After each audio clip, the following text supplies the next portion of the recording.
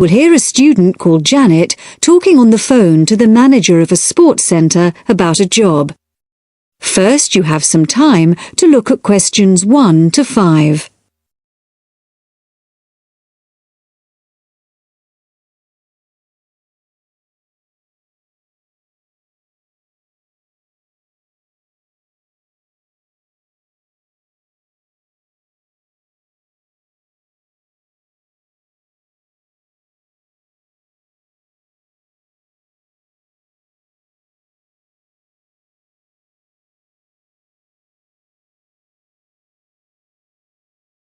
Now we shall begin. You should answer the questions as you listen, because you will not hear the recording a second time. Listen carefully and answer questions 1 to 5. Hello, White Water Sports Centre? Hello, I wanted to inquire about a job at the centre. Right, I'll just put you through to the manager. Hello, Steve Thompson speaking. Hello, my name's Janet Willis. I'm looking for a part-time job and I saw an ad saying that you have some vacancies. I was wondering what sort of people you're looking for. Well, at present, we're looking for a part-time pool attendant. I don't know if you're interested in that. Oh, yes, definitely. Okay. Well, have you done this sort of job before? Oh, yes, I've spent the last 3 summers working for children's summer camps, so I did a lot of pool supervision. And I'm actually a sports student. Water sports is my special area. Okay. Well, no need to ask if you can swim then. No, I'm certainly not afraid of the water. So what does the job at the pool involve? You'd mainly be responsible for supervising the swimmers. We have to watch them all the time, obviously, in case of accidents. So you'd have regular shifts there. Okay. Then, as well as that, you'd have to look after the equipment that's used by the beginners classes. Right. And would I be involved in teaching them at all? I'd be quite interested in that. Well, they have their own instructor, so that's not really part of the job. The attendance job does involve taking regular water quality tests, but you wouldn't be involved in cleaning the pool or anything like that. Okay. And the ad said you wanted someone just twice a week? Yes, that's right. Can I choose which days? Well, if you'd rung up earlier, you could have done, but I'm afraid it's got to be Mondays and Wednesdays.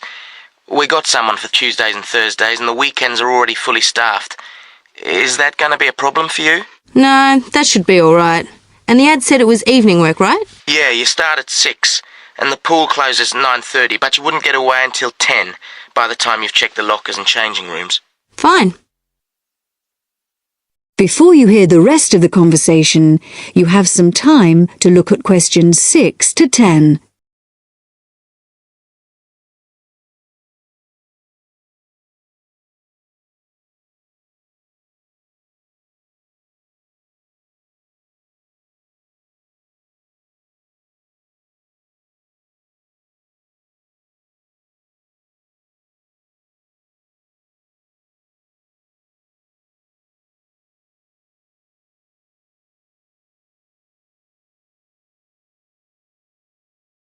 Now listen and answer questions 6 to 10. And how much do you pay? The basic hourly rate is $15, but it would go up to $19 for someone with the right qualifications. Well, I've got life-saving certificates and first aid qualifications. Oh, well, with that and your experience, you'd probably get the maximum rate then. Obviously, you'd have to come along for an interview if you're interested. Oh, it sounds just the job I'm looking for. Shall we fix a time for the interview now? Okay, it's Janet, isn't it? Yeah, Janet Willis. How about Friday morning, Janet? Around 11? Oh, sorry, I have lectures, but I could make the afternoon. 2 p.m? Fine. And can I just check on where you are? Is it Findon Avenue? No, it's 23 to 27 Farndon Avenue. That's Farndon. It's off Eastgate. East Gate. Fine. I'll look forward to meeting you then. Okay. So if you need to phone me before then, you can get through to me directly on 053 210. Is there anything I need to bring along to the interview? Well, you do need to fill in an application form. I'll put one in the post for you, so you can fill that in and bring it along. You don't want me to post it back to you? No. Just remember to bring it along with you. What about references? Should I bring any? Nah, but do have your certificates with you when you come. We need to see those. Great. Thanks very much then. I'll see you on Friday. Bye. Bye. That is the end of part 1. You now have half a minute to check your answers.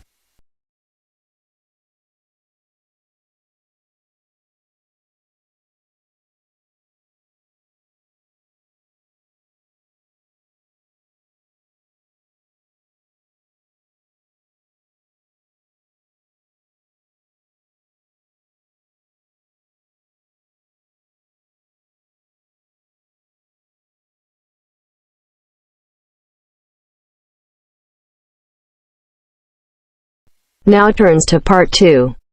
Part 2. You will hear an accommodation officer telling students about different halls of residence. You now have 30 seconds to read questions 11 to 15.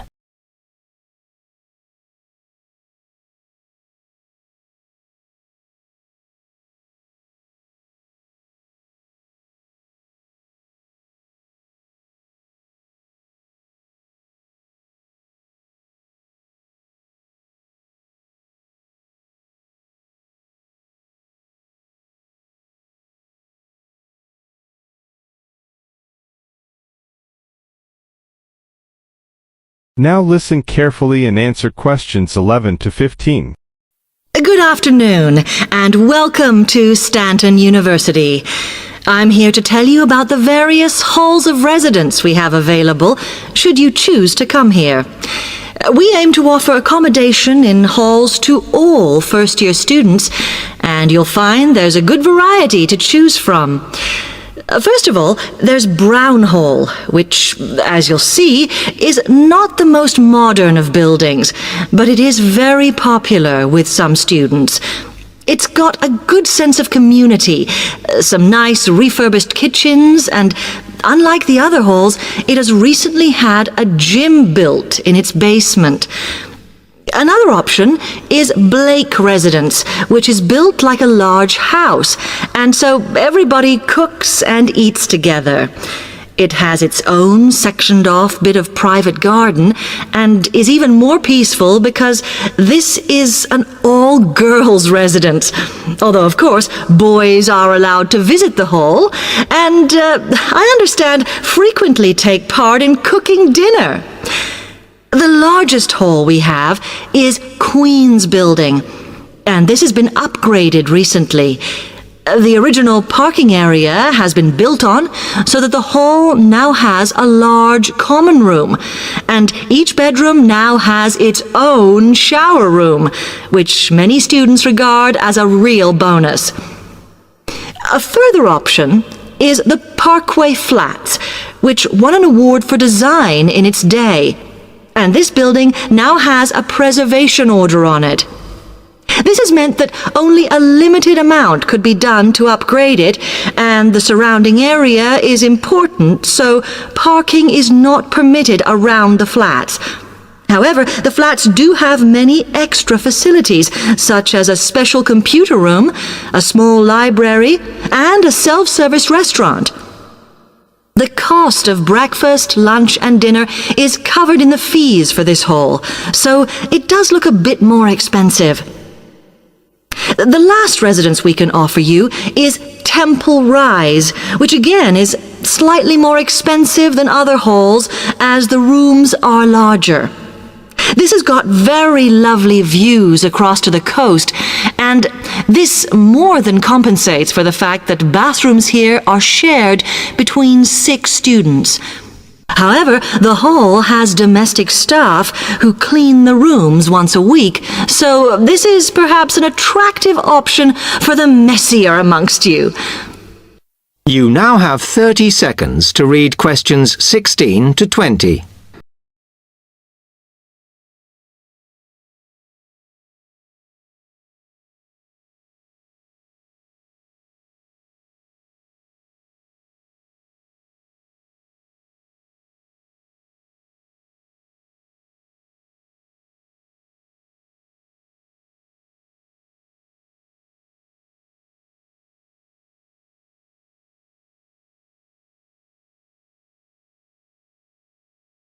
Now listen carefully and answer questions 16 to 20. Now, if I can just show on this wall map here where they all are, you might like to go and have a look round. If you come into the main university entrance, at the first junction, you'll find that Brown Hall is on the corner opposite the theatre. So you're nice and near the station here, though I think it can get a bit noisy with traffic. The same applies to Blake Residence, which is directly facing the junction to the university entrance. These halls are often used by medical students and such like, as they're out all day, so don't notice the noise. Anyway, if you then walk along Campus Road towards the main circle, you'll see the library on the corner, and Queen's Building is just past that as you head north. You will find that it is quieter here, and you may get fewer visitors. By the way, the circle is quite a feature of the campus, as it's set into the hills and has a brand new sports center in the middle. It's worth going to look around it. Now, the Parkway Flats are on the opposite corner to the library, facing the circle, as you head towards the main buildings. The main buildings are only about a 5-minute walk from here, and places in these halls go quickly, so my advice is to reserve your place as soon as possible. Then Temple Rise is inside the circle, next to the sports center, but further from the main university buildings. Now, if you'd like to go off and physically look... That is the end of part 2. You now have half a minute to check your answers.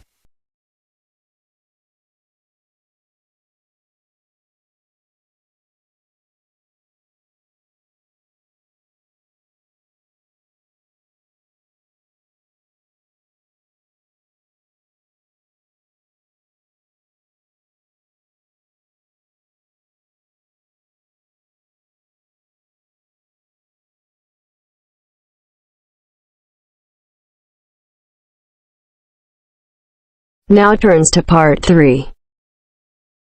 Part 3. You'll hear two students discussing a survey they have to write as an assignment.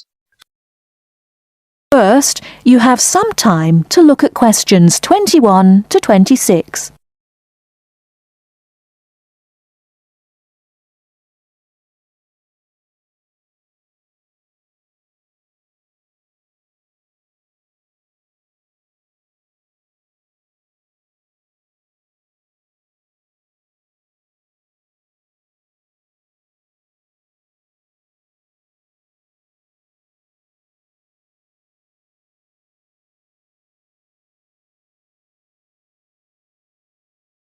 Now listen carefully and answer questions 21 to 26. How is your market research project going, George? Very well, actually, Anna. I've just got the results of the survey back, and so now I have to draw some conclusions from the information I've collected. That's good. I'm still writing my questionnaire. In fact, I'm starting to panic, as the project deadline is in 2 weeks, and I don't seem to be making any progress at all. What is your topic? Forms of transportation in the city. What about you? I've been finding out people's attitudes to the amount of violence on television. That's interesting. What do your results show? Well, as I said, I haven't finished writing my conclusions yet, but it seems most people think there is a problem. Unfortunately, there is no real agreement on the action that needs to be taken. Nearly everyone surveyed said that there was too much violence on TV. A lot of people complained that American police serials and Chinese kung fu films are particularly violent. The main objection seems to be that, although a lot of people get shot, stabbed, decapitated, and so on, films never show the consequences of this violence. Although people die and get horribly injured, nobody seems to suffer or live with the injuries. Any children watching might take the heroes of these programs as role models and copy their behavior. So, what did most people suggest should be done? A lot of people were concerned about how these films affect children. They are particularly worried that children will try to behave like the stars. The survey shows that violent programs should be broadcast after 10 p.m., when most children are already in bed. There is also a significant minority of people who feel that violent films should be banned altogether. Or how did people feel about the violence on news broadcasts? Most of the responses I have looked at have felt that violence on news broadcasts is more acceptable as it's real. Although it's unpleasant, it is important to keep in touch with reality. Still, many people thought that it would be better to restrict violent scenes to late viewing. Before you hear the rest of the talk, you have some time to look at questions 27 to 30.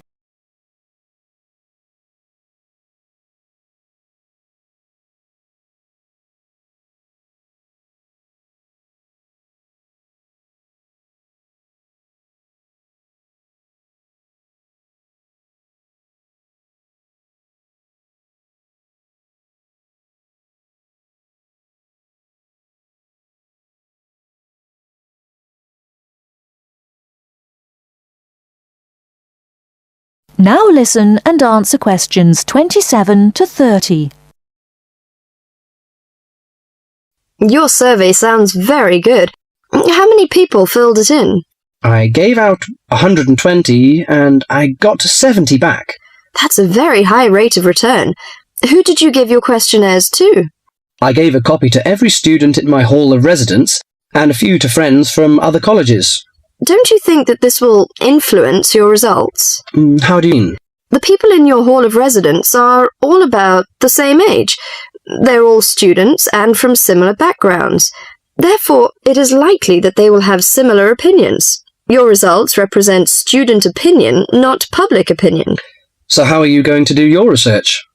Well, I'm going to interview my respondents in the shopping mall. What I'll do is ask people if they have 5 minutes to spare to answer a few questions. If they agree, I will ask them some multiple-choice questions and tick off their answers on my sheet. Isn't it very difficult to ask meaningful questions using multiple choice? Yes, it is. The secret to writing a successful survey is to write simple multiple-choice questions that target the information you're looking for. There. It's better to write a lot of short, specific questions than longer general ones. So that's why it is taking you so long to write. Yeah, but I hope I'll be ready to start interviewing at the weekend. That is the end of part 3. You now have half a minute to check your answers.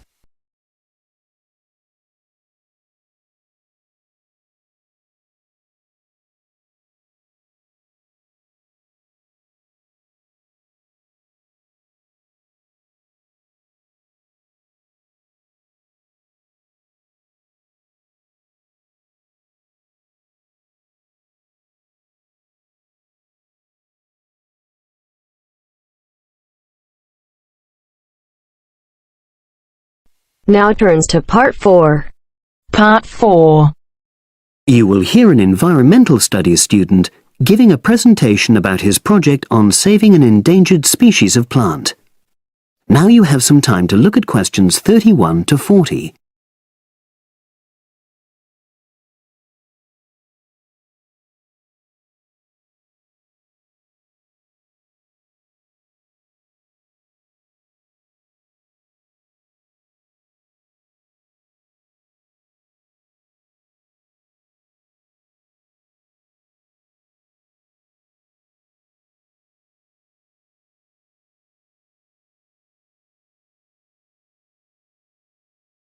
Now listen and answer questions 31 to 40. For my presentation, I'm going to summarise what I've found out about efforts to save one plant species, the juniper bush.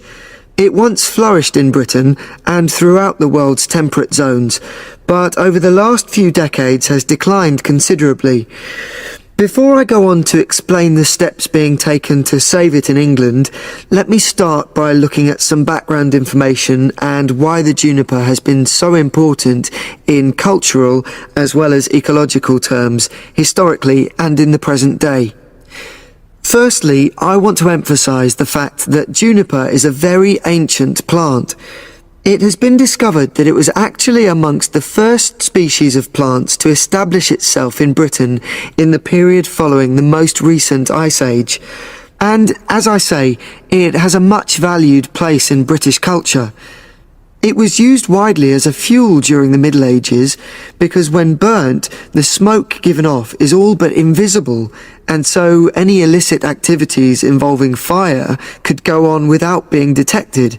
For example, cooking game hunted illegally. It also has valuable medicinal properties. Particularly during large epidemics, oils were extracted from the juniper wood and sprayed in the air to try to prevent the spread of infection in hospital wards. And these days, perhaps its most well-known use is in cuisine, cooking, where its berries are a much valued ingredient, used to flavour a variety of meat dishes and also drinks. Turning now to ecological issues, juniper bushes play an important role in supporting other living things. If juniper bushes are wiped out, this would radically affect many different insect and also fungus species. We simply cannot afford to let this species die out. So, why is the juniper plant declining at such a rapid rate? Well, a survey conducted in the north and west of Britain in 2004-5 showed that a major problem is the fact that in present-day populations, ratios between the sexes are unbalanced, and without a proper mix of male and female, bushes don't get pollinated. Also, the survey found that in a lot of these populations, the plants are the same age, so this means that bushes grow old and start to die at similar times, leading to swift extinction of whole populations. Now, the charity Plant Life is trying to do something to halt the decline in juniper species. It's currently trying out 2 new major salvage techniques, this time focusing on lowland regions of England. The first thing it's trying is to provide shelters for the seedlings in areas where juniper populations are fairly well established. These, of course, are designed to help protect the plants at their most vulnerable stage. A further measure is that in areas where colonies have all but died out, numbers are being bolstered by the planting of cuttings which have been taken from healthy bushes elsewhere. Now, I hope I've given a clear picture of the problems facing this culturally and ecologically valuable plant, and of the measures being taken by Plant Life to tackle them. If anyone has any questions, I'd be happy. That is the end of part 4. You now have half a minute to check your answers.